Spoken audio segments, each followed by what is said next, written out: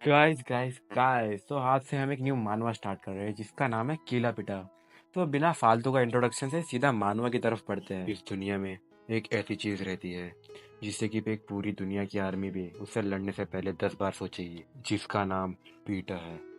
लेकिन हैरान करने वाली बात तो यह है कि वो किलर और कोई नहीं, एक बुढ़ा है और उसकी उम्र अभी 60 से भी ज्यादा रहेगी। लेकिन अगर वो पहले ही मर जाता तो वो लेजेंड नहीं कहलाता, और अब उसके पीछे हजारों की तादाद में लोग उसे मारने के पीछे पड़े हैं। उसने अपने लिए जो भी बचा के रखा था उसने वो सब खो दिया है। क्या ये हैरान कर देने वाली बात है? उसने जिस ऑर्गेनाइजेशन के लिए सालों से काम किया था, अभी वही ऑर्गेनाइजेशन उसके जान के पीछे पड़ी है। और तभी वो जख्मी बंदा उसे पहचान लेता है। क्या तुम पीटर हो? लेकिन मैं जितना भी सोचने की कोशिश करता हूँ, मेरी बात उतनी सेंस नहीं बनाती। हजारों से भी ज्यादा लोग तुम्हें ढूंढ रहे हैं और तुम्हारी जान के पीछे पड़े हैं, लेकिन तुम अभी जिंदा कैसे हो? और अभी तक तुम्हें किसी ने ढूंढा कैसे नहीं? भले ही अगर तुम लेजेंडरी पीटर ही क्यों ना हो, ये बात तो सेंस नहीं बनाती। और तभी पीटर बोलता है, क्या तुम्हें इस प्रश्न का उत्तर चाहिए? भले ही मेरे पीछे हजारों लोगों की आंखें क्यों ना गड़ी हो, या फिर तुम्हें मेरी हर चाल क्यों ना पता हो, लेकिन तुम लोग मुझे कभी नहीं ढूंढ पाओगे, क्योंकि तुम जिस पीटर की अब तलाश कर रहे हो वो पीटर अब। एक मिनट,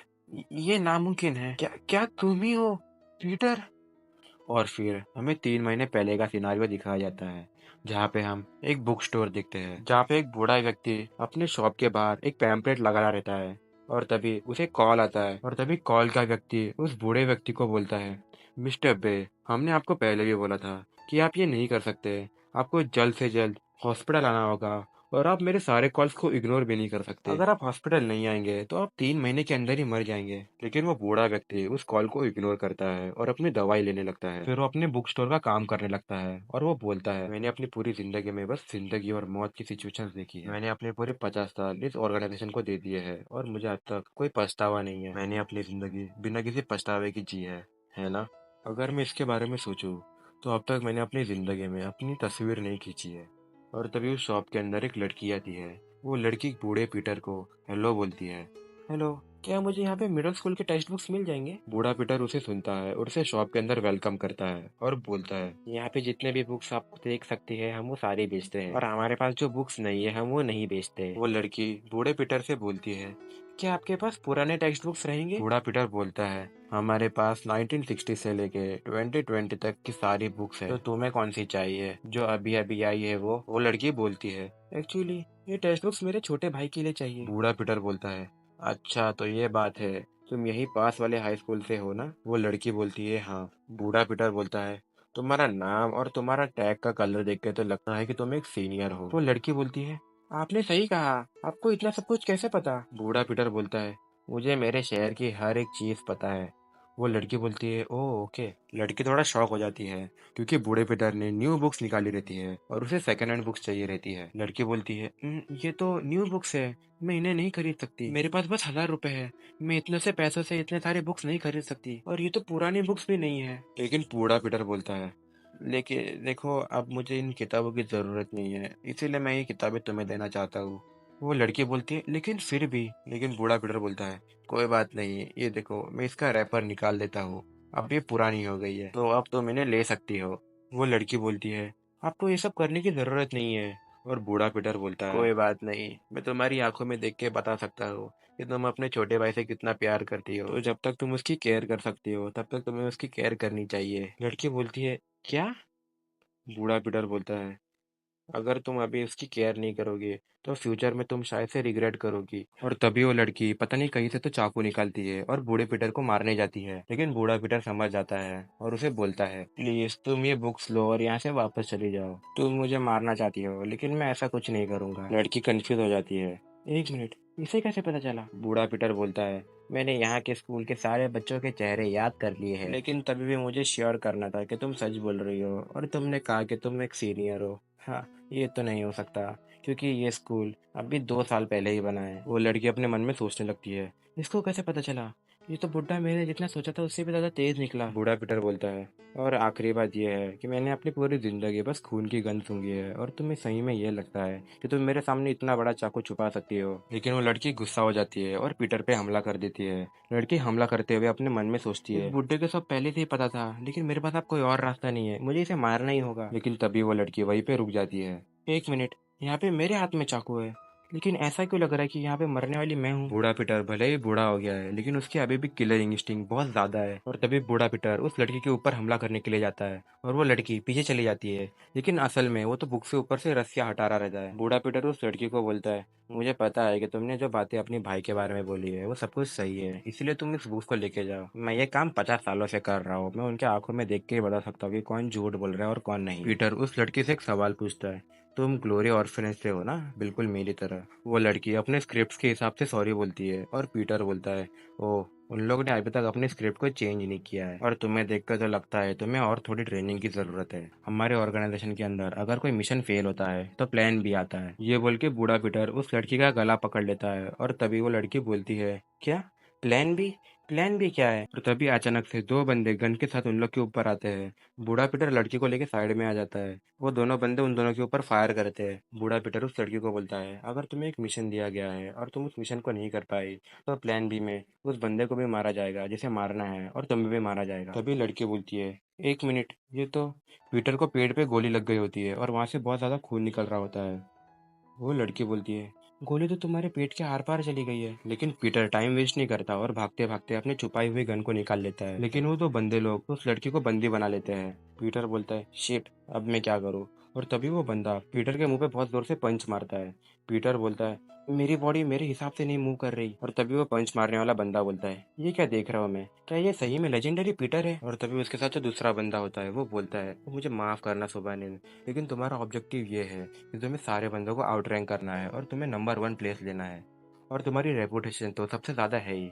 लेकिन लेकिन यहाँ पे हमारा लेजेंडरी पीटर बेचारा बीमारियों के सामने नहीं टिक पाया। ये बातें जो बोल रहा होता है उसका कोड नेम होता है 8 लैगमैन। वो अपने ऑर्गेनाइजेशन में बॉस इंफॉर्मेंट है जिसका काम होता है बॉस को सारी इन्फॉर्मेशन देना। उसकी स्पेशलिटी तो अननोन है, हमें भी पता नहीं उसकी स्पेशलिटी क्या है। बूढ़ा पीटर बोलता है, अपनी बकवास बंद करो और मुझे अपना कारण बताओ कि तुम यहाँ पे क्यों आए हो और तुम मुझे मारना क्यों चाहते हो? 8 लैगमैन बोलता है, क्योंकि बॉस को तुम पसंद नहीं। बूढ़ा पीटर बोलता है, मैं, लेकिन क्यों? 8 लैगमैन बोलता है, अगर तुम इस जगह से बाहर निकलते हो तो हजारों लोग तुम्हें मारने के पीछे पड़े रहेंगे और पानी पहले से ही सर के ऊपर से चला गया है क्योंकि तुम्हारी सर के ऊपर की बाउंटी 7.6 बिलियन वन है। बूढ़ा पीटर बोलता है, तुम ये क्या मजाक कर रहे हो? उतने ही पैसे मेरे बैंक अकाउंट के अंदर है। 8 लैग मैन बोलता है, तुम सही बोल रहे हो, तुमने अपनी जिंदगी में जितने भी पैसे बचाए हैं अब वो पैसे तुम्हारे जीने और मरने के ऊपर डिपेंड करता है। और पता है जरूरी बात क्या है, कि जिसको जो पैसे मिलने वाले हैं वो कितना लकी बंदा है। तो प्लीज सीनियर पीटर, मेरे हाथों से मर जाओ। ये बोल के 8 लैगमैन पीटर के मुंह पे बहुत जोर से मुक्का मारता है और मुक्का मारने के बाद उसका दूसरा बंदा जो होता है वो पीटर को बहुत सारे मुक्के मारने लगता है। वो बंदा पीटर को मारते हुए बोलता है, तुम्हें पहले ही मर जाना चाहिए था, लेकिन तुम अब हमारे लिए ये चीजें मुश्किल बना रहे हो। और वो बंदा पीटर को बहुत जोर से एक और पंच मारता है जिससे कि पीटर एक दूसरे रूम में जाके गिर जाता है। वो बंदा बोलता है, आई थिंक मैंने इसे बेहोश कर दिया। 8 लैगमैन बोलता है, मैं रास्ते में आते वक्त बहुत ज़्यादा एक्साइटेड था कि हमें फाइट करने मिलेगी, लेकिन यहाँ पे बहुत सब कुछ बहुत इजीली हो गया है। चलो अब सब कुछ क्लीन अप करते हैं। वो बंदा बोलता है, यस सर। वो दोनों भी पीटर के पास जाते हैं, लेकिन पीटर उन दोनों के सामने एक चीज़ फेंकता है और बोलता है, एक छोटा सा तोहफा मेरी तरफ से। 8 लैगमैन उस चीज़ को देखता है और बोलता है, ये तो एक फ्लैश बैंक है। वो फ्लैश बैंक उस शॉप के अंदर फट जाता है। पीटर को वहां से भागने का चांस मिलता है और वो वहां से भाग भी जाता है। 8 लैगमैन बोलता है, शिट, ये यहाँ से भाग उसने गया। जानबूझ के ये सब किया था ताकि वो पीछे वाले दरवाजे से भाग सके। वो शायद से ज्यादा दूर नहीं गया रहेगा, हम उसे अभी भी ढूंढ सकते हैं क्योंकि उसके जख्म से ज्यादा खून नहीं निकल रहा था। उसका बंदा बोलता है, यस सर। हम लड़की को देखते हैं जो कि ये सब सारा सीन देख रही रहती है और हम अगला सीन देखते हैं। हमें एक गार्डन का सीन दिखाया जाता है जहाँ पे बूढ़ा पीटर आ गया होता है। उसके पेट से बहुत ज्यादा खून निकल रहा होता है और वो बहुत जोर जोर से सांसें ले रहा होता है। बूढ़ा पीटर बोलता है, मैं अच्छे से फाइट भी नहीं कर सकता, मैं बहुत ज्यादा बूढ़ा हो गया हूँ। अगर मैं अपनी जिंदगी की पास्ट देखूँ तो मेरी जिंदगी बस एक ऑर्गेनाइजेशन का छोटा सा हिस्सा था जहाँ पे दूसरे बच्चे पेंसिल से लिखना सीख रहे थे। वहाँ पे मेरे को 365 दिन साल के बस चाकू से मारना सिखाया गया। वे दूसरे बच्चे पेंसिल से लिखना सीख रहे थे, वहाँ पे हमें 365 दिन चाकू से मारना सिखाया गया। जहाँ पे दूसरे बच्चे इंटरनेट चलाना सीख रहे थे, वहाँ पे हमें हैकिंग और स्कैम करना सिखाया गया। जहाँ पे दूसरे लोग डेट पे जा रहे थे, वहाँ पे मेरे को रशियन स्पाई बनाया गया, वो भी बिना एक छुट्टी के। जहाँ पे दूसरे लोग अपनी नॉर्मल लाइफ शुरू कर रहे थे, वहाँ पे मैं एक टेररिस्ट ग्रुप के अंदर जिंदा रहने की कोशिश कर रहा था। मैंने अपनी पूरी जिंदगी बस अपनी जान खतरे में रख के जी है। लेकिन अब सिचुएशन चेंज हो गई है जब से हमारे ऑर्गेनाइजेशन में न्यू बॉस आया है। फिर हमें एक सिनारियो दिखाया जाता है जहाँ पे उसका न्यू बॉस होता है। बॉस पीटर को बोलता है, एक मिनट, मुझे यहाँ पे एक चीज समझ नहीं आ रही। मेरे को लगा था कि तुम्हारी इज्जत इस ऑर्गेनाइजेशन में सबसे ज्यादा है, लेकिन तुमने मेरी उम्मीदों पे पानी फेर दिया है। तुम यहाँ पे जरा भी काम की नहीं हो और तुम बहुत ज्यादा नरम दिल भी हो। मुझे लगता है कि अब तुम्हें रिटायर हो जाना चाहिए।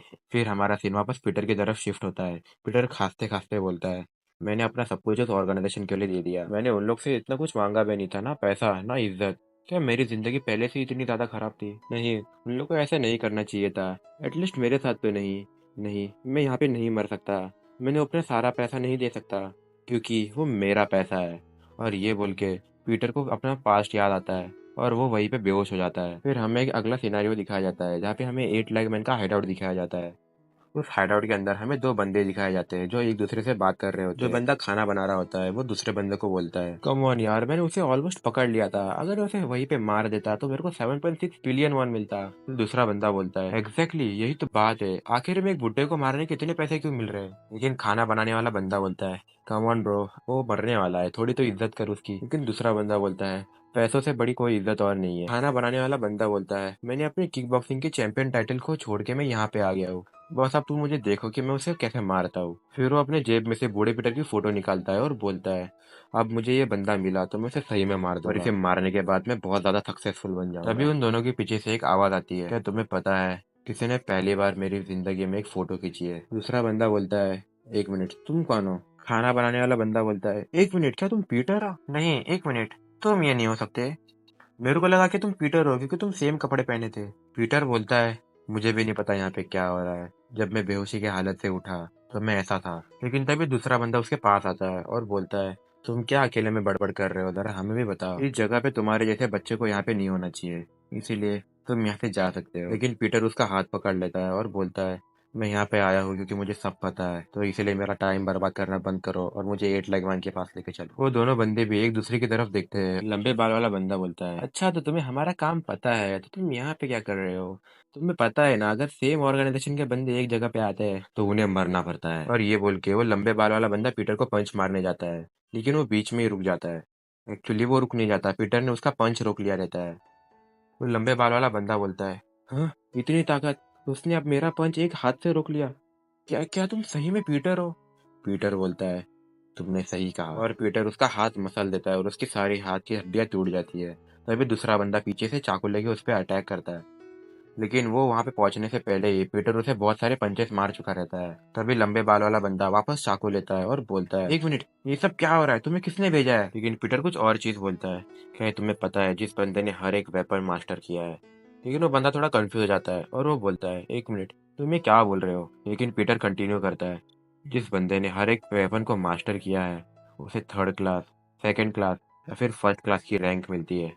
और जिस बंदे ने 1st क्लास रैंक की मास्टरी की है वो बंदा किसी भी चीज को वेपन की तरह यूज कर सकता है। और ये बोल के पीटर वहां पे एक पड़ा हुआ ऑक्टोपस उठा लेता है। वो बंदा भी थोड़ा डर जाता है, 1 मिनट, ऑक्टोपस लेग्स, तुम क्या करना चाहते हो उससे? वो बंदा सीधा पीटर की तरफ बढ़ता है और बोलता है, मैं तुम्हारी बकवास बहुत सुन लिया हूँ, अब तुम मरने वाले हो। लेकिन पीटर उस ऑक्टोपस लेग्स की मदद से उसके हाथ में से चाकू गिरा देता है। उस बंदे को कुछ पता ही नहीं चल रहा होता कि क्या हो रहा है, और पीटर ऑक्टोपस लेग्स का यूज करके उसके गले में ऑक्टोपस लेग्स को बांध देता है और उसे जोर जोर से घुमाने लग जाता है और उसे घुमा घुमा कर उसी सेम बर्तन में डाल देता है जिसमें उन लोग का खाना बन रहा था। वो बंदा ऑलमोस्ट वहाँ पे बेहोश हो जाता है, लेकिन बेहोश होते होते वो बोलता है, तुम कौन हो और तुम ये सब क्यों कर रहे हो? पीटर अपनी फोटो उसके जेब में से ले लेता है और तभी पीटर को 8 लैग मैन की कही हुई बात को याद आती है, तुम्हारे पीछे 7.6 बिलियन वॉन की बाउंटी लगी है और तुम्हारे पीछे हजारों से या फिर लाखों लोग तुम्हें मारने के पीछे पड़े हैं, तो इसलिए सीनियर पीटर, उन लोग के हाथ से मरने से अच्छा है तुम मेरे हाथ से मर जाओ। पीटर अपनी फोटो को देखता है और बोलता है,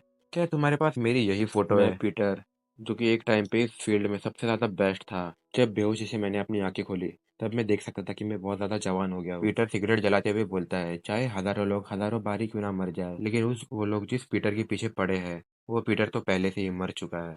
फिर हम 8 लैग मैन और उस लड़की को देखते हैं जो वापस गाड़ी में बैठ के ऑर्गेनाइजेशन जा रहे होते हैं। 8 लैग मैन बोलता है, मैंने पीटर को ऑलमोस्ट पकड़ ही लिया था, जल्दी ही पीटर का वांटेड पोस्टर पूरी दुनिया में बता दिया जाएगा और उसके ऊपर का इनाम भी बढ़ जाएगा। उससे पहले मेरे को उसे पकड़ लेना होगा, और वैसे भी उसकी जिंदगी बहुत जल्दी खत्म ही होने वाली है कैंसर की वजह से। अच्छा तो यही हुआ कि वो हमें थोड़ी सी दया दिखाए और हमारे सामने खुद आ जाए। तुम्हें क्या लगता है? फिर हमें वापस 8 लैग मैन का हाइडआउट दिखाया जाता है जहाँ पे पीटर ने उन लोगों को मारा होता है। एक्चुअली पीटर 8 लैग मैन को ढूंढ रहा होता है, लेकिन उसको 8 लैग मैन नहीं मिलता, इसीलिए वो बोलता है, लगता है कि तुमने अपनी जिंदगी के कुछ पल बढ़ा लिए। पीटर वहां से निकल जाता है और एक पब्लिक बाथरूम में आ जाता है। पब्लिक बाथरूम में वो अपने आप को आईने के सामने कपड़े निकाल कर देखने लगता है अच्छे से। वहाँ के आसपास के लोग भी थोड़े हैरान हो जाते हैं उसे देख के। पीटर की जो 8 लेग मैन की गोली लगी थी कमर पे, वो भी अभी गायब हो चुकी थी। पीटर बोलता है, ये क्या मैं सपना देख रहा हूँ? क्या मुझे जो गोली लगी थी वो तो गायब ही हो गई है, और मुझे जो कैंसर की वजह से दर्द हो रहा था वो भी अभी मुझे फील नहीं हो रहा। मैं सही में जवान हो चुका हूँ। आखिर में ये सब हो कैसे सकता है? मैं सच बताऊं तो मुझे सही में कारण नहीं पता कि ये सब क्यों हो रहा है, लेकिन जो कुछ भी हो, अभी जरूरी चीज ये है कि वो लोग अभी मुझे पहचान नहीं सकते हैं। और मेरे सर के ऊपर 7.6 बिलियन वॉन की बाउंटी लगी है। वो लोग जहाँ पे भी जाएंगे वो लोग को ओल्ड पीटर के कुछ सामान तो मिल जाएगा, लेकिन उन्हें सही में ओल्ड पीटर नहीं मिलेगा। हाँ, लेकिन ये सब चीज के पहले मुझे कपड़े बदल लेने चाहिए, क्योंकि ये कपड़े बहुत ज्यादा टाइट है। पीटर कपड़े लेने के लिए जा ही रहा रहता है, और तभी उसे पीछे से आवाज आती है कुछ गुंडों की। वो गुंडे जानबूझ के जोर जोर से बात कर रहे थे, और वो गुंडे एक लड़की के बारे में बात कर रहे थे जो कि उन लोग के लिए एडवर्टाइजमेंट कर रही थी। उस लड़की ने बिना कुछ देखे समझे उन लोगों का कॉन्ट्रैक्ट साइन कर लिया था, और वो भी बहुत कम पैसों में। असल में उसे बहुत ज्यादा पैसों का लालच दिया गया था, लेकिन उसे सही में कम पैसे मिल रहे थे। दूसरा गुंडा बोलता है उसकी मॉम बहुत ज्यादा बीमार है, और उसकी मॉम के लिए उसे मेडिसिन के लिए पैसे चाहिए थे। पहला गुंडा बोलता है, हाँ, हमें क्या उससे लेना देना, हमारा तो काम सस्ते में निपट रहा है ना। दूसरा गुंडा बोलता है, हाँ, और तुम वो चेन पहने हो उसके पैसों से, थोड़ी तो शर्म रखो ब्रो। पहला गुंडा बोलता है, तो तुम कौन से फुकट की पी रहे हो, तुम भी तो उसी के पैसों से जी रहे हो। लेकिन तभी हमारा पीटर उन दोनों के सामने जाता है और उन्हें बोलता है, प्लीज क्या तुम कहीं और जाके सिगरेट पी सकते हो, यहाँ पे नो स्मोकिंग एरिया है। वो दोनों गुंडे बहुत ज्यादा भड़क जाते हैं और पीटर को बोलते हैं, क्या तुम हमसे बात कर रहे हो? पीटर बोलता है, क्या मुझे यहाँ पे कोई और स्मोक करते हुए दिख रहा है, तो मैं ऑब्वियसली तुम लोग से ही बात कर रहा हूँ। वो दोनों गुंडे बोलते हैं, तुम यहाँ से चुपचाप चले जाओ, या फिर तुम यहीं पे मारे जाओगे। आज मेरा मूड अच्छा है, इसलिए शायद आज तुम यहाँ से जिंदा चले जाओगे, इसीलिए यहाँ से तुम चुपचाप चले जाओ। और अपेरेंटली पीटर वहां से चला भी जाता है। वो लोग पीटर को जाते जाते भी चिढ़ाने लगते हैं, लेकिन पीटर वहां से चुपचाप चला जाता है। पीटर बोलता है, मुझे इन लोग के ऊपर अपना टाइम वेस्ट नहीं करना, इसीलिए मुझे ये जितना जल्दी खत्म कर सकता हूँ मुझे इसे खत्म कर देना चाहिए। एक्चुअली में पीटर वहाँ का दरवाजा बंद कर रहा होता है, और उन लोग के पास वो वापस आ जाता है। वो लोग पीटर को देखते हैं और बोलते हैं, ये बंदा कर क्या रहा है, ये हम लोग के पास वापस क्यों आ रहा है, क्या इसे मरने की इतनी जल्दी है? पीटर अपने स्लीव्स को ऊपर करते हुए बोलता है, मैं तुम्हें दिखाता हूँ कि अगर तुम अपने बड़ों की इज्जत नहीं करते हो तो तुम्हारे साथ क्या होता है। और तभी दूसरा बंदा अपना हाथ उठाता है और पीटर को बोलता है, आज से आज तुम मरने वाले हो, यहाँ पे आओ तुम। लेकिन इससे पहले कि वो कुछ कर पाता है, पीटर उसके गले पे बहुत जोर से कराटे चॉप मारता है, और वो पहला मोटा गुंडा वहीं पे गिर जाता है। और ये सब दूसरा गुंडा देखे अपना चाकू निकाल लेता है और पीटर को बोलता है, तुम कौन हो और तुम ये सब क्या कर रहे हो? क्या तुम्हें पता है कि मैं कौन हूँ? पीटर बोलता है, मुझे तुम तो पता नहीं कौन हो, लेकिन मुझे तुम्हारे हाथ का चाकू पता है वो क्या है। वो असल में एक पॉकेट नाइफ है। गुंडा थोड़ा कंफ्यूज हो जाता है, हाँ, तुम क्या बोल रहे हो ये? पीटर बोलता है, तुम उस चाकू को गलत तरीके से पकड़ रहे हो, तुम्हें ढंग से उसको पकड़ना भी नहीं आता, और तुम सोच रहे हो कि तुम उसे मेरे को मार सकोगे। अगर तुम उस चाकू से मुझ पे वार करोगे तो तुम खुद को ही कटवा लोगे। लेकिन वो गुंडा बोलता है, तुम मुझे मत सिखाओगे कि चाकू को कैसे पकड़ना है। पीटर बोलता है, हमला करते टाइम तुम्हें चाकू को आगे नहीं पीछे रखना चाहिए। लेकिन ये बात सुन के उस गुंडे को और गुस्सा आ जाता है, और वो सीधा हमला कर देता है पीटर की तरफ। लेकिन पीटर उसके हाथ में से वो चाकू गिरा देता है और उसे भी मार देता है। लेकिन ये गुंडा बेहोश नहीं होता, वो अपने दर्द में चिल्ला रहा होता है। पीटर बोलता है, शुक्र मनाओ कि मैंने तुम्हें इस चाकू से स्टैब नहीं किया, नहीं तो तब तक तुम मर जाते। वो गुंडा पीटर को बोलता है, तुम हो कौन असल में? पीटर उस गुंडे को बोलता है, मुझे पता नहीं कि तुम क्या काम करते हो, और मुझे उसे कुछ फर्क भी नहीं पड़ता, लेकिन अगर तुम्हें यहाँ पे पता चल गया कि मैं कौन हूँ तो तुम यहाँ पे बिना किसी कारण के मर जाओगे, इसीलिए बेहतर ये होगा कि तुम्हें कुछ पता ना चले।